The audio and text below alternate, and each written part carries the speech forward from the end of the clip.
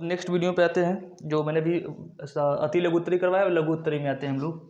2020 का ये सामाजिक विज्ञान लघु उत्तरी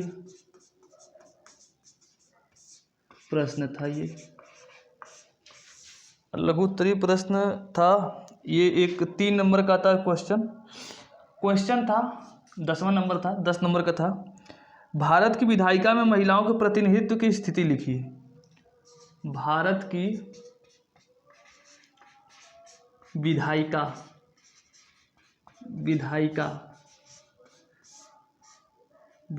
में महिलाओं की स्थिति, यानी क्या स्थिति है, स्थिति लिखिए। ठीक है, चलिए क्वेश्चन था भारत की विधायिका। अब ये विधायिका शब्द आया यहाँ पे तो थोड़ा बहुत लोगों को अजीब लग रहा हो कि विधायिका क्या होता है। तो विधायिका के बारे में समझ लेते हैं। जैसे हमारा भारत है, ये हमारा भारत है, मान लीजिए भारत का एक संसद है ना, दिल्ली। राजधानी कहाँ है? दिल्ली है। दिल्ली जो राजधानी है, तो राजधानी में जितने भी लोगों को जो चुनाव होते हैं, यानी लोकसभा के जितने भी सदस्य होते हैं और राज्यसभा के जितने सदस्य होते हैं, इनका चुनाव होने के बाद ये एक जगह जाते हैं जहाँ पर देश कैसे चलेगा इसके लिए नियम कानून को ही कहते हैं विधान। क्या बोलते हैं? विधान। तो विधान जहाँ पर बनते हैं उसे कहते हैं हम लोग हमारे देश में संसद। क्या बोलते हैं उसको? संसद बोलते हैं। तो ये संसद का मतलब होता है विधायिका। ठीक है, विधायिका। और राज्यों में अपने अलग अलग जो विधानसभा होते हैं तो वहाँ पर भी विधान बनते हैं। तो राज्यों की विधायिका अलग होती है और केंद्र की विधायिका अलग है। राज्यों की जो विधायिका होती है उसे कहते हैं विधानसभा, और केंद्र की जो विधायिका होती है उसे कहते हैं संसद। संसद में 2 लोग होते हैं, लोकसभा और राज्यसभा। संसद के लेकिन 3 अंग होते हैं, लोकसभा, राज्यसभा और राष्ट्रपति। ठीक है, तो देखिए अब उस विधायिका में महिलाओं की क्या स्थिति है। तो हमारे देश की विधायिका में महिलाओं की स्थिति बहुत खराब है, बहुत खराब, यहाँ तक कि पाकिस्तान से भी खराब है। क्यों कह रहा हूँ मैं भी बता रहा हूँ। और स्थिति, तो महिलाओं की स्थिति कैसे के बारे में लिखना, तो इसका आंसर हम लोग लिखेंगे उत्तर कि भारत की विधायिका में, मैं बोल रहा हूँ लिख लेना, तुम लोग आंसर लिखना सीख लो क्योंकि लिखना जरूरी है। तो लिखना है कि भारत की विधायिका में महिलाओं की स्थिति अत्यंत खराब है। वर्तमान के जो चुनाव हुए 17वीं लोकसभा चुनाव जो अभी 2019 में हुआ है, इसमें महिलाओं की जो महिलाएं हैं मात्र कितने परसेंट है? 14% महिलाओं की इसमें चुनाव जीत के जा सकी हैं। मतलब भारत की संसद में, जो संसद है, इस संसद में कुल टोटल 543 लोगों का चुनाव होता है। कितना? 543 लोगों का। और उस 543 में से मात्र कितने गई हैं? 14%। अब 14% जब निकालोगे तो कितने आएंगे? करीब 78। कितनी आएंगी? मतलब कि सोच लो 543 में से मात्र 78 महिलाएं कहाँ हैं? हमारी विधायिका में। 543 में से मात्र 78, जबकि 2011 की जनगणना के अनुसार देखा जाए तो हमारे देश में 61 करोड़ पुरुष की जनसंख्या है, तो 68 करोड़ महिलाओं की जनसंख्या है। मतलब लगभग 2 करोड़ 3 करोड़ का अंतर बस मात्र है पुरुष और महिलाओं के बीच में, 2 करोड़ का लगभग अंतर है। लेकिन विधायिका में देखी जाए तो महिलाओं की स्थिति कितनी खराब है। इससे आप अनुमान लगा सकते हैं कि 543 में से 78 महिलाएं मात्र है और बाकी सब क्या है? पुरुष है। तो जो हम लोग कहते हैं कि हमारा भारत महान है, हमारे देश में महिलाओं को पूरा अधिकार है, कहाँ अधिकार है? विधायिका में उनकी स्थिति बहुत खराब है। तो लिखना कि हमारे देश में महिलाओं की केंद्रीय विधायिका में स्थिति बहुत खराब है, और जितनी भी राज्य में विधायिका हैं और राज्य की विधायिका में भी स्थिति खराब है। इस गणना का उल्लेख कर देना कि जैसे कि हमारे देश की जो संसद है उसमें मात्र 14% महिलाएं हैं, टोटल मिलाकर 78। पाकिस्तान जैसे देश में, जो हमारे देश में बहुत लोग आडंबर फिरते रहते हैं कि पाकिस्तान में महिलाओं की स्थिति खराब है, भारत की अपेक्षा बढ़िया है। मैं कैसे कर रहा हूँ? वहाँ की विधायिका में 20% महिलाएं हैं। और अगर पूछा जाए कि दुनिया में सबसे अच्छा किस देश में है महिलाओं की स्थिति, तो वो कांगो में करीब 62% महिलाएं संसद में हैं। सोचो, एक ऐसा देश जो गरीब देश है, अफ्रीका के गरीब देश है, वहाँ पर 62% महिलाएं संसद में हैं। फिर एक देश जिसका नाम है आइसलैंड में करीब 50% के आसपास महिलाओं की संसद में भागीदारी है। इसीलिए तो दुनिया के सबसे शांति प्रिय देश है। और हमारे देश की स्थिति चाइना, इस सब सभी से खराब है। तो हमारे देश की स्थिति बहुत खराब है महिलाओं के मामले में, रूढ़िवादिताओं के भी मामले में बहुत खराब है। तो यह याद रखना, उस आंसर को याद रखना कि भारत कि विधायिका में महिलाओं की क्या स्थिति है, तो जो मैंने बातें कही उसको याद रखना कि भारत में महिलाओं की स्थिति विधायिका में खराब है। विधायिका क्या होती है, मैंने वो भी बता दिया कि संसद को विधायिका कहते हैं। ठीक है, अब नेक्स्ट क्वेश्चन था, दूसरा क्वेश्चन था,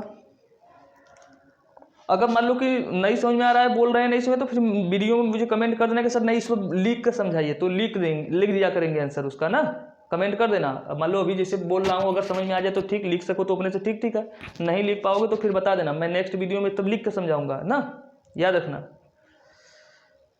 दूसरा क्वेश्चन था इसमें, उत्तरदायी शासन की 2 विशेषताएं लिखिए। इसी में या तो ये वाला आंसर लिखो या तो आर करके यानी अथवा करके था।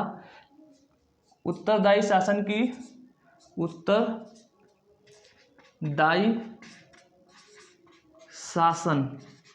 उत्तरदायी शासन की 2 विशेषताएं, मतलब राजनीति शास्त्र से बहुत क्वेश्चन पूछता है स्कूल में, तो पहले राजनीति शास्त्र ही लगता है पढ़ाना पड़ेगा। उत्तरदायी शासन की 2 विशेषताएं लिखिए, और ये प्रत्येक व्यक्ति को राजनीति शास्त्र पढ़ना चाहिए भी, क्योंकि बिना राजनीति शास्त्र के तो सब कुछ बेकार है, क्योंकि देश में जब राजनीति सत्ता ही सही नहीं रहेगा तो फिर देश चलेगा कैसे, सभी विषय बेकार हो जाएंगे। देखिए उत्तरदायी शासन क्या होती है भाई, तो पहले उत्तरदायी शासन का मतलब हम लोग समझते हैं। उत्तरदायी शासन का मतलब होता है कि ऐसी सरकार जो देश की जनता के प्रति क्या हो, जवाबदेह हो। जवाबदेह का मतलब होता है कि जैसे मान लीजिए कि आज हमारे देश की जनता ने मिलकर प्राइम मिनिस्टर चुना, प्राइम मिनिस्टर बन गए, प्राइम मिनिस्टर बनने के बाद वो निरंकुश हो गए। निरंकुश का मतलब अपनी मनमानी करने लगे, और जब यहाँ के जनता के यहाँ पे हित के बारे में कुछ नहीं सोच रहे हैं, जनता के इससे हानि होगी कि फायदा होगा इसके बारे में कुछ नहीं सोच रहे हैं, तो हम कहेंगे कि ये उत्तरदायी शासक नहीं है। यहाँ की जनता को जवाब देना पड़ेगा, तो हम कहेंगे कि ये उत्तरदायी शासन है। जैसे हमारा देश एक उत्तरदायी शासन वाला देश है। हमारे देश में सरकार जब भी कोई कार्य करती है तो जनता के प्रति जवाबदेह। तो विशेषता में क्या होगा उत्तरदायी शासन में, तो इसकी उत्तर में विशेषता होगा, उत्तर में कि जनता के प्रति शासक जवाबदेह होता है। तो पहला इसका आंसर हो जाएगा जनता के प्रति। मैंने बताया ना कि जनता के प्रति क्या होता है, जनता के प्रति शासक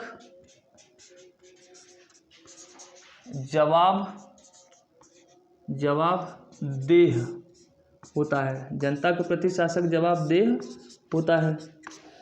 दूसरा क्या है उत्तरदायी शासन में, शासक लोक कल्याण पर विशेष ध्यान देता है। भाई लोक कल्याण पर विशेष ध्यान देगा ही, क्योंकि उत्तरदायी शासन है। नहीं तो फिर क्या होगा, सरकार को पता है कि अगली बार क्या होगा, चुनाव होगा, हम हार जाएंगे, इसलिए शासक क्या करेगा, लोक कल्याण पर विशेष ध्यान देता है, यानी निरंकुश नहीं होता है। ठीक है, इसका आंसर ये लिखना था। इन दोनों में से कोई एक लिखना था, चाहे पहला वाला लिखो चाहे दूसरा वाला लिखो। फिर एक और क्वेश्चन था, मुद्रण संस्कृति ने भारतीय राष्ट्रवाद के विकास में क्या मदद की। चलिए नेक्स्ट क्वेश्चन पे चलते हैं। क्वेश्चन था 11 नंबर का, हम यहाँ पे लेकिन दूसरा लिखते हैं कि मुद्रण संस्कृति, यहाँ पे हिंदी शब्द ये दे दिया है मुद्रण संस्कृति। तो मुद्रण संस्कृति का मतलब होता है प्रिंटिंग, जो प्रिंटिंग होता नहीं है प्रिंटिंग, तो उसे कहते हैं printing culture. Printing culture Hindi शब्द बड़ा खतरनाक दे दिया इसका। मुद्रण संस्कृति ने भारतीय राष्ट्रवाद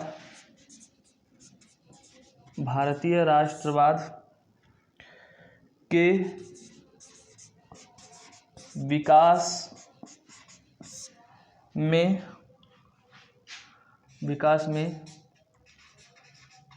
क्या मदद की। ठीक है, तो देखिए मुद्रण संस्कृति से क्या होता है, मतलब कि जो जर्मनी में एक व्यक्ति थे जिनका नाम था गुटेनबर्ग ने इस प्रिंटिंग मशीन की खोज की थी। और जैसे ही यूरोप में प्रिंटिंग मशीन की खोज हुई थी तो यूरोप में क्रांति शुरू हो गई थी, क्योंकि हर व्यक्ति के पास किताबें पहुंचने लगी थी छप के। जैसे समझ लीजिए कि अगर मैं ऐसे एक किताब अगर छाप लिख दूँ, एक किताब लिख करके फिर मुझे दूसरी किताब किसी व्यक्ति को देना होगा तो पूरे हाथ से लिखना होगा, बहुत टाइम लगेगा। लेकिन अगर प्रिंटिंग मशीन आ जाएगी तो एक व्यक्ति ने लिखा, फिर मशीन से जल्दी जल्दी छाप करके दूसरा बना दिया जाएगा। तो भारत और तो उसे कहते हैं प्रिंटिंग संस्कृति, यानी कि जब ऐसी संस्कृति जहाँ पर किताबें छाप करके उसके माध्यम से सभी के बीच में फैला करके ज्ञान बांटा जाए, उसे कहते हैं मुद्रण संस्कृति। और इसमें था भारतीय राष्ट्रवाद। तो याद करो कि मैंने राष्ट्रवाद को बताया था कि राष्ट्रवाद का मतलब होता है देश की जनता का एकजुट होना किसी एक विचारों पर, उसे कहते हैं राष्ट्रवाद। तो मुद्रण संस्कृति ने भारतीय राष्ट्रवाद को बढ़ावा कैसे दिया भाई? तो जो देश की जनता थी जो बिखरी हुई थी, अलग अलग विचारों के प्रति बिखरी हुई थी, तो अब भारत में जब ये मुद्रण संस्कृति आ गई तो सब लोगों ने अपने समाचार पत्र को छापने लगे, अलग अलग समाचार पत्र छाप करके देश की जनता में एक प्रकार के विचार उत्पन्न करने लगे। तो इससे क्या हुआ कि जैसे महात्मा गांधी अपने कई पत्रिकाएं जारी करते थे, कभी कई समाचार पत्र थे, जैसे बाल गंगाधर तिलक के एक था उनका जिसका नाम था मराठी था, तो एक केसरी था, महात्मा गांधी का यंग इंडिया था, लाला लाजपत राय का भी एक था मतलब इसी तरीके से बहुत से समाचार पत्र छापे जाने लगे। उन समाचार पत्र के माध्यम से देश की जनता में शिक्षा का विस्तार किया जाने लगा और एक राष्ट्र के प्रति लोगों को समर्पित किया जाने लगा, जिससे कि लोग एकजुट हुए और राष्ट्र की स्वतंत्रता के लिए एक दूसरे के साथ आगे बढ़े। इस प्रकार से हम लोग कह सकते हैं कि जो प्रिंटिंग संस्कृति है हमारे देश में राष्ट्रवाद को आगे बढ़ाने में क्या किया, बहुत मदद किया। ठीक है, इसका आंसर लिखना होगा, अगर नहीं लिखने आएगा तो फिर बोलना, मैं इसको लिख करके आंसर दे दूंगा। तो भारतीय प्रिंटिंग का भारत के राष्ट्रवाद में बहुत बड़ा महत्व, जो मैंने कहानी बताई है कि इसके माध्यम से लोग अपनी विचारों को यानी राष्ट्र को एक करने के लिए अलग अलग तरीके के विचार प्रस्तुत करने लगे आम जनता के बीच में, जिससे आम जनता जागरूक हुई और फिर आंदोलन के लिए आगे बढ़ी, जिससे भारत की आज़ादी में बहुत बड़ा योगदान दिया। ठीक है, और नेक्स्ट क्वेश्चन फिर देखो इसमें दिया है कि गुटेनबर्ग कौन था, वह क्यों प्रसिद्ध हुआ। अब देखो ये भी 3 नंबर का, लेकिन ये इसका आंसर बहुत बड़ा नहीं लिखना क्योंकि लघु उत्तरीय है, दीर्घ उत्तरीय नहीं है, लघु उत्तरीय है। तो लघु उत्तरीय में क्वेश्चन था गुटेनबर्ग कौन था, मैंने अभी बताया गुटेनबर्ग के बारे में। क्वेश्चन था गुटेनबर्ग कौन था, कौन था और यह क्यों प्रसिद्ध है, वह क्यों प्रसिद्ध है, तो वह क्यों प्रसिद्ध है। अब इसमें बहुत ज़्यादा नहीं लिखना है, वह क्यों प्रसिद्ध है, 2 लाइन इसमें लिखना है, वह क्यों प्रसिद्ध है, क्योंकि दीर्घ उत्तरीय नहीं है ये लघु उत्तरीय है, अति लघु नहीं लघु उत्तरीय है। अति लघु में तो बस 1 लाइन का होता है, लघु में 2 लाइन 3 लाइन का होता है, और दीर्घ उत्तरीय में थोड़ा बड़ा लिखना पड़ता है। तो ये लिखना कि गुटेनबर्ग यह एक जर्मनी का वैज्ञानिक था, जर्मनी का क्या था, एक वैज्ञानिक और एक विचारक था, यानी एक फिलासफर था, 2 चीज़ें था ये, जर्मनी का एक वैज्ञानिक और एक विचारक था, एक तो ये हो जाएगा। दूसरा है वह क्यों प्रसिद्ध था, तो इसने प्रिंटिंग मशीन की खोज की थी, यानी मुद्रण मशीन की खोज की थी, इसलिए यह प्रसिद्ध है। तो ये 2 कारण है, एक तो ये कौन था, तो जर्मनी का दार्शनिक और वैज्ञानिक था, दूसरा ये क्यों प्रसिद्ध है, तो ये प्रिंटिंग मशीन की खोज किया था, इसलिए यह प्रसिद्ध है। बहुत बड़ा आंसर नहीं लिखना है। तो लघु उत्तरीय 3 क्वेश्चन आए थे, मैंने तीनों क्वेश्चन के बारे में बता दिया है। तो 4 क्वेश्चन मैंने विधायिका में बता दी, और ये उत्तरदायी शासन क्या है उसके बारे में भी बता दिया, मुद्रण संस्कृति क्या है इसमें भी बताया, और गुटेनबर्ग कौन था ये भी मैंने बता दिया। तो ये आंसर तुम लोग लिखने की प्रैक्टिस करना, फिर अगर नहीं आएगा आंसर लिखने तो बता देना, फिर मैं कल क्या करूँगा, फिर इसका आंसर लिखना सिखाऊंगा। चलिए आज के लिए बस इतना ही, धन्यवाद।